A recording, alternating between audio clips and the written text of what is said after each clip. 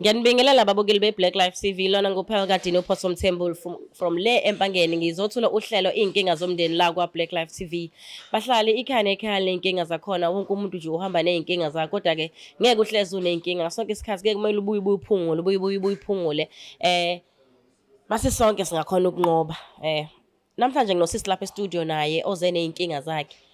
Nonethemba lokuthi uzothi uma iphuma lana uzobe sesenaso isisombululo senkinga anayo ngoba uhlelo lwethu lithi iy'nkinga zomndeni. Nalapho futhi ahlosile ukubhidliza noma mhlawumbe ukupetula noma ukukhuluma amahlazo ey'nkinga zabantu kodwa kuwukuthi sikhulume ngey'nkinga anazo mhlawumbe angalithola usizo la kwa-Black Life TV. Sawubona ntokazi, ngiyakubingelela futhi ngiyakwamukela kwa-Black Life TV uhlelo iy'nkinga zomndeni.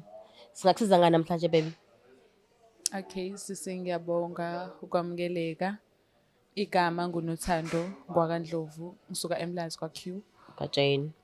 Into engicela ukuthi ningisize ngayo, nginenkinga umama wami nobaba bahlukana ngisasemncane. Ngakhula phansi kwesandla samathwasa kwaze kwafika isigaba la ubaba khona ethola unkosikazi. Kwabe sekuba uyena-ke ongiqhubayo ongikhulisayo wangiphatha kahle futhi ngaze ngakhula. Ngithe sengikhulile okay ngamuva-ke ekhaya ngahamba sengiyohlala eMlazi. Ngiqashile. Inkinga yami sengilotsholiwe. But ekulotsholeni kwami uma ubengekho akakwazanga ukuba khona ukuzolithathela into zakhe because ukuhlukana kwabo nobaba bahlukananga kahle, baxabana. So isifiso sami bengifisa ukuthi bakwazi ukuthi balungise izinto zabo ukuze nathi sizokwazi ukuthi makukhona izinto ey'funa ukuqhubeka empilweni sazi ukuthi okay abazali bethu bayakwazi ukuhlangana.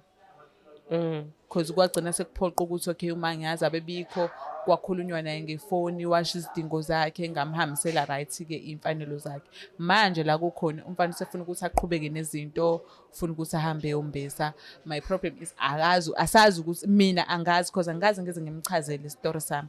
Akazi ukuthi uzoya kuphi mase sekufanele ukuthi ayombesa because noma uya naye usengakhile umuzi wami and ngubize ngoNdlovu washadela kaNdlovu vele ekhaya kaMayi kaMkhize.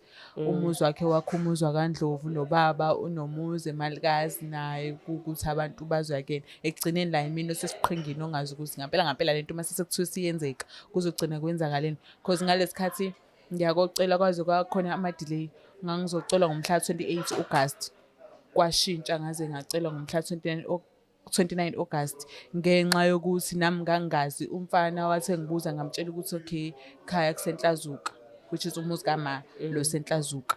Ekugcineni kwathiwa mangikhuluma nabantu bathi abantu awukwazi ukulotshola ubaba bakhe engabibikho yena efanele azimukelele izinto zakhe.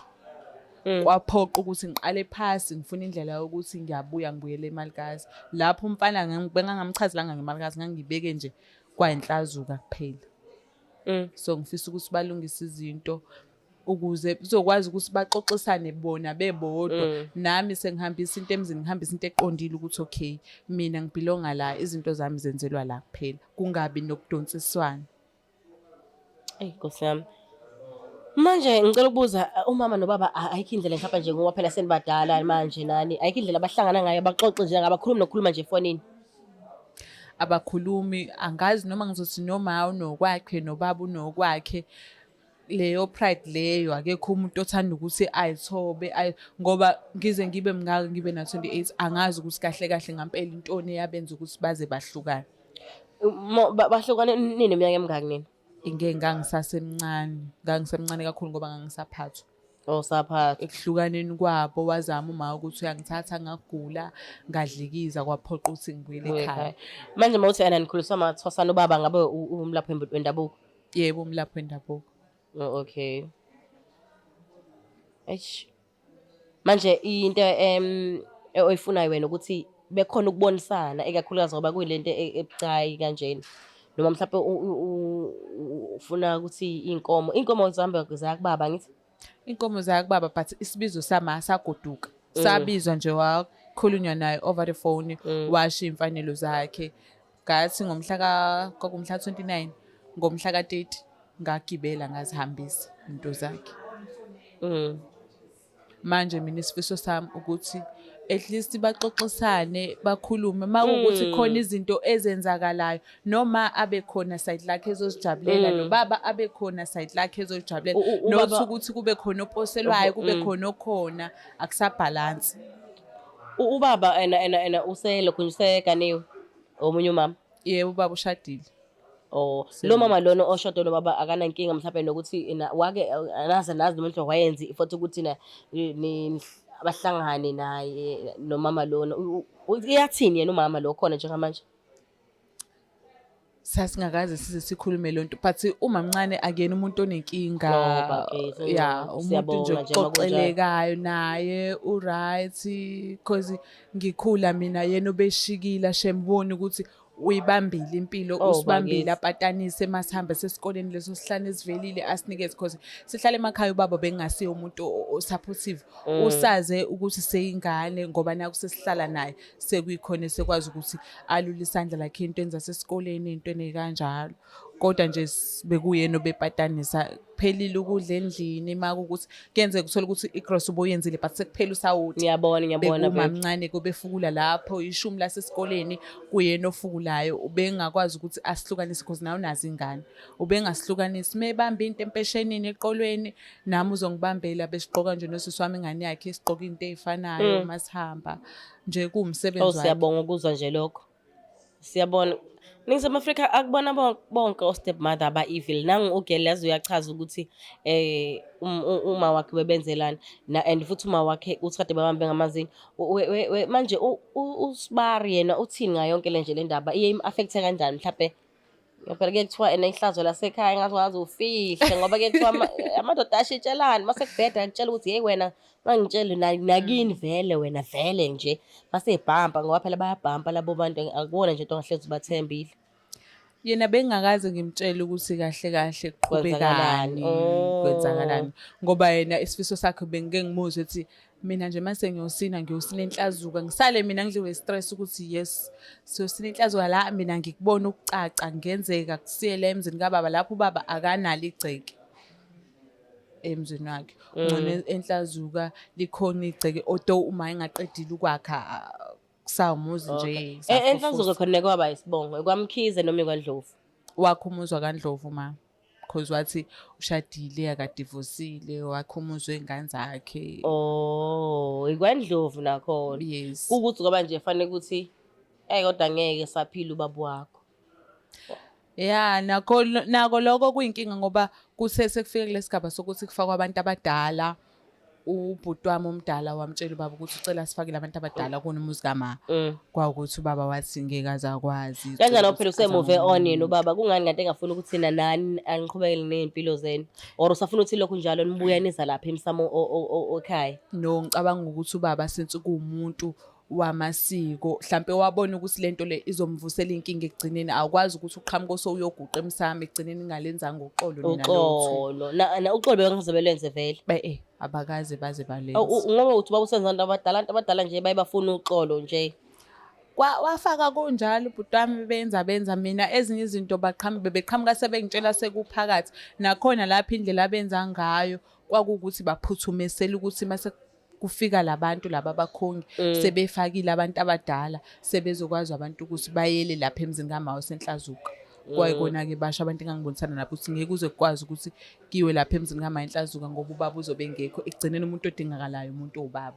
Wegelini ngizwa uthi abantu obonisana nabo abekho yini kanti omalume okhabazela kanje nomalume mhlawumbe noma umalumekazi noma bani manje ngizwa abantu obonisana nabo bakhona omalume but baphansi yabo umuntu obonayo ukuthi ngeke azakwazi ukuthi akufayithele kulento le ngavele nje ngangayiqala indaba yabo ukuthi ngibachazele.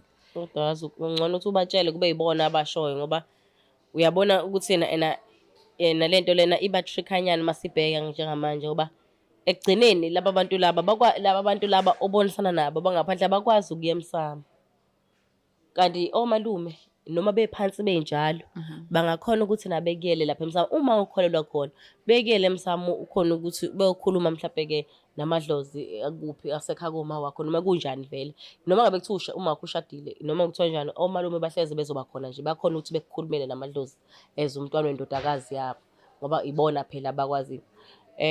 Iningi i-lack of communication lesi story sakho mami. Kodwa manje into engibuza ufuna siyenze nje thina as i-Black Life senze njani? Ufuna mhlawumbe sikhona ukuthi sixhumanisele abazali bakho bobabili bexolelane bethelelana amanzi.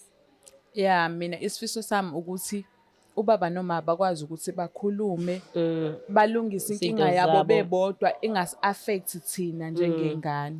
Ngoba nibadinga bobabili ngalelo Ngoba suku sibadinga olukhulu. bowu-two Ngololo akwazi suku ukuthi olukhulu. sekuyasinwa la ubaba ukhona uzozijabulela uzozamukelela izinto zakhe ekugcineni umama akekho yena ukuzozijabulela ezazamukelela izinto zakhe aloku eposelwe ngathi umuntu ongasekho ekubeni ekhona. Ngiyayithanda kodwa ngendlela yokuchaza ngoba wakho uthena onikhulise nje sukela nibancane.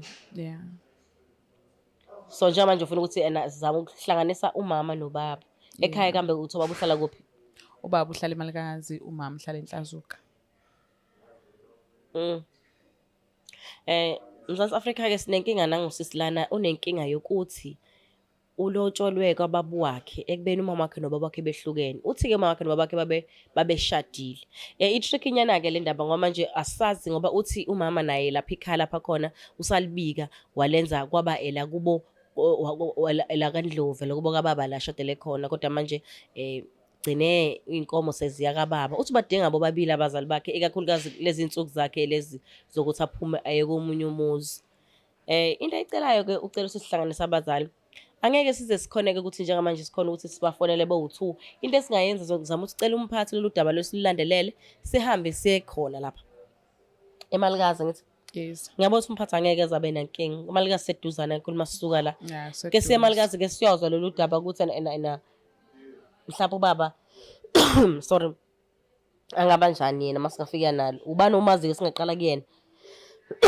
Mhlampe qale komunye umuntu before ubaba mhlampe wenzela ukuthola ukuthi engaphatheka kanjani. Hayibo. Yangisha le ndaba. Imphathi. Akekho omunye umuntu akekho. Abantu abaningi ubaba bayamsaba. Bayamsaba nje bayamnqena. Kunaleso sithunzi leso sokuthi ubaba. But maso sowukhuluma naye akayena lo muntu lo uma umbukela le uyasabeka kodwa maso sowukhuluma naye umuntu okukhulumekayo naye. So singaqala kubaba mase siya kumama. Yeah, singaqala kubaba kunankinga.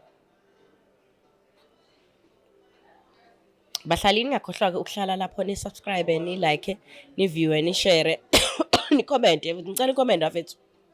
Ngicela ni like futhi. Yabo nje bangigwehlela. Angazi ngihishwa yini. Noma ngizodla kamnandi. Noma ngizodla kamnandi akazi. Ngivele ngahishwa amathi. So sele kungikhwehlelile. Ngiyaxolisa kakhulu bahlali. Ngicela ukuthi ni comment ni like ni share ni view. Nikwenza nje konke. Khona nizokhona ukulandelela lolu daba lika dadewethu la ngoba sizoya eMalikazi ngoba uthi ubaba khona ukukhulumeka kahle naye. Yeah. Masingaqala soft yena qala sesiya kumama. Kuveli izinto eziningi ziphathwa umuntu obaba. Ngiyacabanga ukuthi uyena ongakwazi ukuthi mase seyokhuluma nomama wakhe bethelelana amanzi nezingane zenu nizokhona ukukhula kahle. Yeah. Ngoba ungathi uyiqala ngasesayidini la mama mhlawumbe Ngaba sengalibikela ney'nkinga, inkinga idonsisele eqalela lela akaqala khona ingxabano kanti mawuzokhuluma nomuntu obaba uzothatha nje akubeke la noma siqale kumamncane umamncane ukuthi asikhulumele nobaba ukuthi ufuna ukuthi kwenzeke kanje. Awungekwazi. Angiboni ukuthi kungenzeka angiboni ngiyacabanga ukuthi mhlawumbe mangathiwa sekuqonda straight kubaba engakhona naye uku-understand cause umuntu egcine endake yena lo muntu lo onolaka uthatha izinto ngelinye iside. Abantu bayamsaba nje. Bayamsaba nje abantu ngoba unesithunzi mehamba le kodwa mase sokhuluma naye kuyakhulumeka naye. Sibonga kakhulu isikhathi sakho. Siyathemba ukuthi into yakho izosolveka. La ka Black Life alibuyeli lambatha. Mawuphuma la vele mfethu uphuma usunaso isisombululo noma ngabe ungenaso namhlanje kodwa baba sokhuluma naye. Mhlawumbe nawe ungathola iclosure. Mhlawumbe nabo bobabili bangathola iclosure nento abayadi ibaxabanisile kwasekuqaleni. Ngoba nawe uyachaza ukuthi awusemncane awazi kodwa nje wayithuka wena society laba bukhula naye ukhuliswa amathwasa kuze kube lesikhathi nje yabo. Ngiyabonga kakhulu. Siyabonga singasikufisela inhlahla nje nasemendweni wakho ukuthi ungathi ungagana kahle uyiphathe kahle emzini. Ngiyabonga. Siyabonga ube nosolo oluhle. Thank you. Bahlali lona ngophela kade noPhoso Mthembu sibonga kakhulu ngokubukela. So buye sesibuya ke nalo part 2 walesi story sika Sisi. Nihlale njalo nje buka xolozela. Toodles.